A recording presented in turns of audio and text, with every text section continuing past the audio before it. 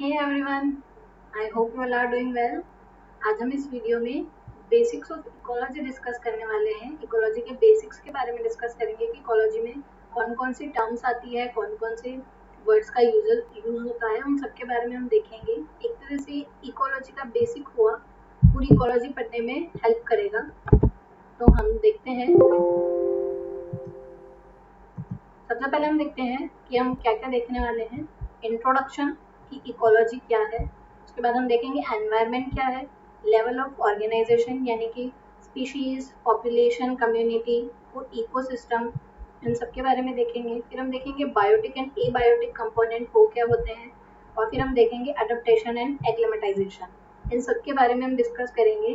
अगर इकोलॉजी पढ़ने से पहले अगर किसी की ये टर्म्स क्लियर ना हो तो उसे समझ में नहीं आएगा कि कुछ भी वर्ड अगर आ गया, वो यूज हो गया तो वो समझ में नहीं आएगा कि ये किस बारे में है।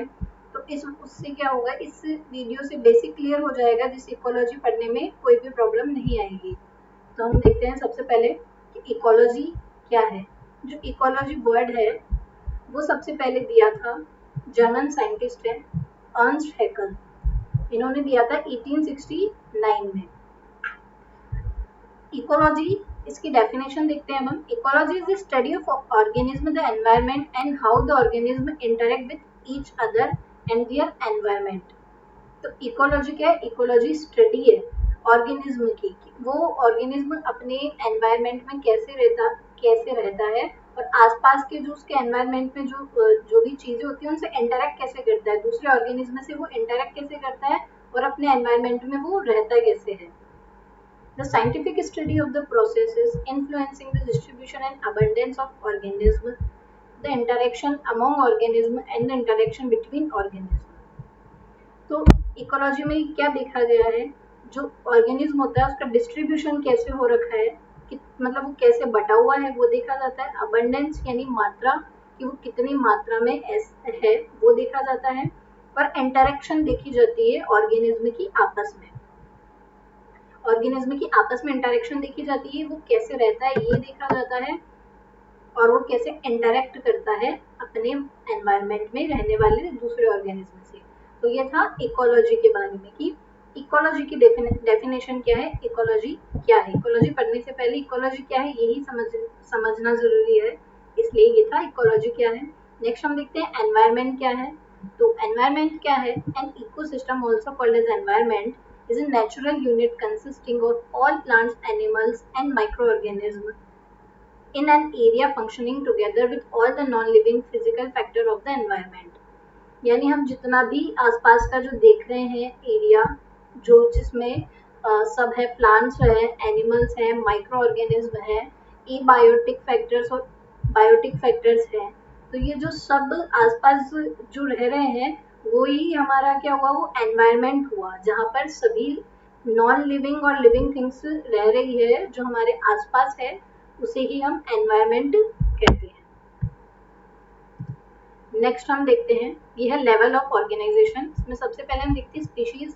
स्पीशीज क्या है? अ ग्रुप ऑफ प्लांट और animals that are all the same and that can breed together. तो स्पीशीज क्या हुआ, कोई भी इंडिविजुअल पर्सन, जैसे हम एग्जांपल के लिए रैबिट को लेकर चलते हैं, जैसे एक रैबिट, ये क्या हुआ स्पीशीज, या इसे इंडिविजुअल भी बोल सकते हैं पर पर्सन के हिसाब से। तो हम जैसे फॉर एग्जांपल रैबिट का लेके चलते हैं, जो सेम स्पीशीज जो मतलब ब्रीड कर सके। और फिर नेक्स्ट हम देखते हैं population. A population is the number of organisms of the same species that live in a particular geographic area at the same time with the capability of interbreeding। Population में क्या होता है, बहुत सारी स्पीशीज मिलकर, मतलब सेम स्पीशीज मिलकर population बनाती है। जैसे रैबिट देखा था हमने स्पीशीज का एग्जांपल, तो वैसे ही बहुत सारे अगर रैबिट का ग्रुप बनाया जाए तो उसे हम पॉपुलेशन कह देते हैं, यानी कि रैबिट की पॉपुलेशन है। ऐसी ही बहुत सारी अलग अलग जो पॉपुलेशन होती है, जैसे रैबिट की पॉपुलेशन हो गई, काऊ की पॉपुलेशन हो गई, ऐसे मिला के हम सबको क्या कह देते हैं कि ये पॉपुलेशन है। यानी स्पीशीज का जब ग्रुप बनता है एक ही एरिया में रहने वाली, उन्हें हम क्या कहते हैं, पॉपुलेशन। और इनमें क्या कैपेबिलिटी होनी चाहिए कि वो इंटरब्रीड कर सके। नेक्स्ट हम देखते हैं कम्युनिटी। कम्युनिटी क्या है? Community is a group or association of population of two or more different species occupying the same geographical area at the same time. यानी एक ही एरिया में रहने वाली डिफरेंट पॉपुलेशंस का ग्रुप क्या होता है? कम्युनिटी होती है। जैसे एक ही एरिया में काऊ की भी पॉपुलेशन रहती है, रैबिट की भी पॉपुलेशन रह सकती है, ट्री की भी पॉपुलेशन हो सकती है, पूरे जहाँ पे ट्रीज वगैरह हो। तो उन सबको जो मिला के जो पॉपुलेशंस का एक ग्रुप बनता है उसे हम कम्युनिटी कहते हैं। और फिर आता है इकोसिस्टम। इकोसिस्टम में क्या होता है? जब ये बहुत सारी कम्युनिटी मिलती है तो वो इकोसिस्टम बनाती है। जैसे ग्रासलैंड की अलग हो गई, और टेरेस्ट्रियल अलग हो गई, एक्वेटिक अलग हो गई। तो ये सब जो मिलते हैं तो इसे हम इकोसिस्टम कहते हैं, जिसमें एबायोटिक पार्ट्स, बायोटिक पार्ट्स सब होते हैं। तो ये था लेवल ऑफ ऑर्गेनाइजेशन। स्पीशीज से बनी पॉपुलेशन, स्पीशीज के ग्रुप को कहते हैं पॉपुलेशन। और जब सेम स्पीशीज के ग्रुप होते हैं उसे तो पॉपुलेशन कहते हैं। और जब पॉपुलेशन का ग्रुप होता है उसे हम कम्युनिटी कहते हैं। जब डिफरेंट पॉपुलेशंस होती है इन अ गिवन एरिया उसे हम कम्युनिटी कहते हैं। और बहुत सारी कम्युनिटीज से मिलकर बनता है इकोसिस्टम। ये था लेवल ऑफ ऑर्गेनाइजेशन के बारे में। नेक्स्ट हम देखते हैं बायोटिक एंड एबायोटिक कंपोनेंट्स। इसे फैक्टर्स भी बोल सकते हैं, बायोटिक एंड एबायोटिक फैक्टर्स। सबसे पहले हम देखते हैं बायोटिक के बारे में। बायोटिक कंपोनेंट्स और biotic factor can be described as any living component that affect another organism or shape the ecosystem. यानी कि बायोटिक कंपोनेंट में क्या हुआ? ऑल लिविंग कंपोनेंट्स आते हैं, यानी बायोटिक हुआ लिविंग। जैसे फॉर एग्जांपल हम देख सकते हैं प्लांट एंड एनिमल, ये आते हैं बायोटिक कंपोनेंट के अंदर। तो बायोटिक कंपोनेंट की अगर हम कैटेगरीज देखें तो क्या कैटेगरीज हो गई?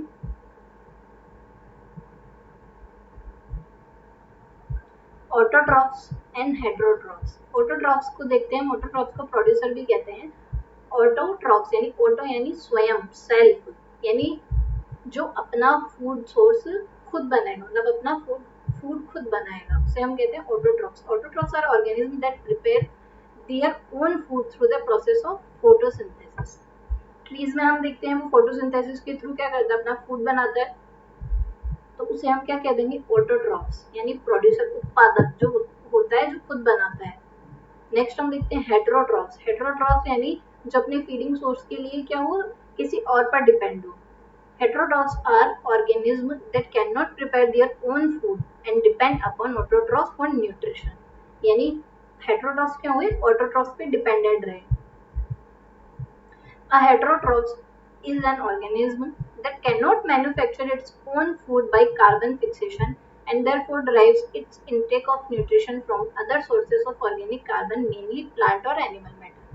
यानी सीधा सा क्या कहा गया है कि हेटेरोट्रॉफ्स जो है वो अपना फूड खुद नहीं बना सकते हैं, उन्हें ऑटोट्रॉफ्स पर डिपेंडेंट रहना पड़ेगा। ये था हेटेरोट्रॉफ्स में। अब हेटेरोट्रॉफ्स के ही हैं ये कार्निवोर्स, हर्बीवोर्स, ओमनिवोर्स, डिकम्पोजर्स और डेट्रिटिवोर्स। तो इनके देखते हैं हम। कार्निवोर्स क्या होता है? कार्निवोर्स वो होते हैं जो मीट को, मतलब उनका जो फीडिंग सोर्स होता है वो मीट होता है। जैसे हम एग्जांपल में लायन ले सकते हैं। हर्बीवोर्स क्या होते हैं? जो प्लांट्स को ईट करते हैं। तो जैसे हम काऊ ले सकते हैं, एलिफेंट, ये सब हर्बीवोर्स के एग्जांपल हुए। ओमनिवोर्स जो क्या होते हैं? जो मीट भी प्रेफर करते हैं और प्लांट्स को भी प्रेफर करते हैं अपने फीडिंग सोर्स में, यानी वो दोनों खा सकते हैं। तो हम हमारा एग्जांपल ले सकते हैं ह्यूमंस का। डिकम्पोजर्स क्या होते हैं? डिकम्पोजर्स जो डेड मटेरियल होता है उनको ब्रेक करते हैं और फिर जो बाई प्रोडक्ट निकलता है उनको ब्रेक करने के बाद वो उस पर अपना फीड करते हैं, वो उनका फीडिंग सोर्स होता है, वो होते हैं डिकम्पोजर्स। डिकम्पोजर्स में हम एग्जांपल बैक्टीरिया का ले सकते हैं। नेक्स्ट हम देखते हैं डेट्रिटिवोर्स। डेट्रिटिवोर्स भी क्या करते हैं? डेड मटेरियल पर ही फीड करते हैं, बट ये डायरेक्टली फीड करते हैं, उनका ब्रेक डाउन करके फीड नहीं करते हैं। इसका हम एग्जांपल ले सकते हैं अर्थवॉर्म्स। तो डीकम्पोजर्स और डेट्रिटिव्स दोनों ही डेड मटेरियल पर, डेड पार्ट पर फीड करते हैं, बट दोनों में डिफरेंट है कि डीकम्पोजर्स ब्रेक डाउन करके उनको फीड करते हैं और डेट्रिटिव्स डायरेक्ट उनको फीड करते हैं। और यहाँ पर हमने सबकी एग्जाम्पल भी देख लिए। कार्निवोर्स का देख लिया हमने मेनली लायन, हर्बीवोर्स का हमने देख लिया काउ, एलिफेंट, हॉर्स, कुछ भी ले सकते हैं हम।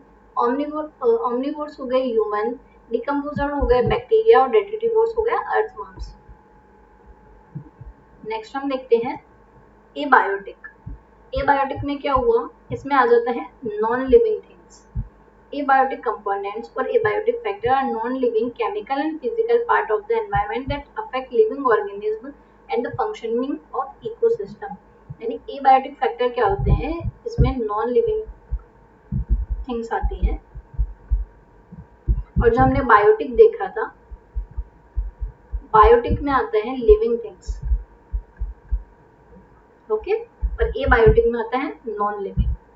इसका एग्जांपल देखें, एयर, वाटर, सॉइल, ये है एबायोटिक फैक्टर्स के एग्जांपल्स। नेक्स्ट हम देखते हैं अडप्टेशन एंड एक्लिमेटाइजेशन। इसमें क्या होता है, अडप्टेशन इज द फिजिकल और behaviour characteristic of an organism that help an organism to survive better in the surrounding environment. यानी अडप्टेशन में क्या होता है, सर्वाइव करने के लिए आप जो एनवायरनमेंट होता है उस अकॉर्डिंग अपने आप को अडप्ट करना होता है ताकि वो सर्वाइव कर सके, अदरवाइज वो सर्वाइव नहीं कर पाएगा। और जो अडप्टेशन होता है वो जीन लेवल पर होता है, जीन लेवल पर ये फिक्स होता है और ये जनरेशन टू जनरेशन ट्रांसफर भी होता है, इनहेरिट होता है ये अडप्टेशन। और ये फॉर द लॉन्ग टाइम के लिए होता है, ये थोड़े से टाइम पीरियड के लिए या टेम्परेरी नहीं होता है। और अडप्टेशन एक प्रकार का इवोल्यूशन ही है, ये रातों रात नहीं होता है, इसमें बहुत टाइम लगता है अडप्टेशन गेन करने में।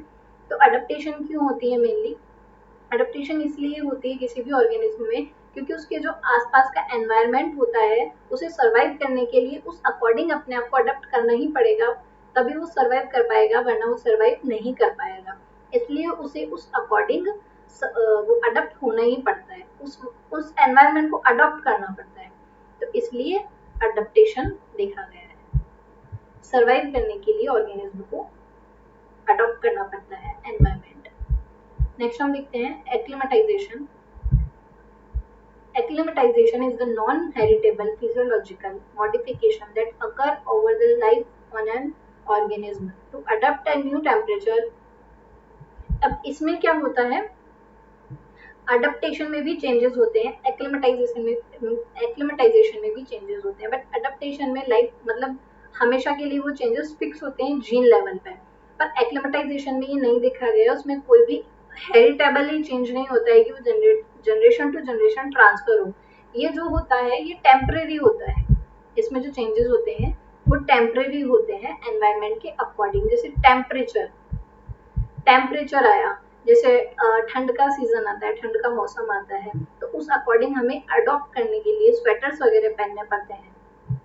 तो वो ऐसा तो है नहीं कि वापस गर्मी आएगी तो भी हम स्वेटर्स पहनेंगे, तो वापस हम गर्मी के अकॉर्डिंग अडॉप्ट हो जाएंगे, मतलब एक्लिमेटाइजेशन कहते हैं उसे, जो टेम्परेरी अडप्टेशन हुआ, मतलब टेम्परेरी हम उस अकॉर्डिंग उस सिचुएशन को हमने अडॉप्ट किया।